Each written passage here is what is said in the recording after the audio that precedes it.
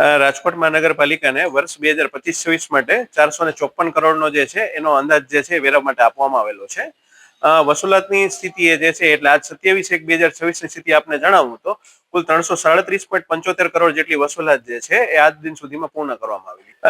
જે ઈસમોનો વેરો બાકી છે તેમને જે છે રાજકોટ મહાનગરપાલિકા દ્વારા હાલ ટેલિફોનિક સંપર્ક પણ કરવામાં આવે છે. રૂબરૂપ જે છે 50,000 થી વધારે બાકીદારો અને 25,000 થી વધારે બાકીદારો જે કોમર્શિયલ મિલકતો માટે થઈ અને તેમને રૂબરૂપ મિલકતની બિલ તથા જપ્તીની નોટિસ છે બજાવવામાં આવેલી છે.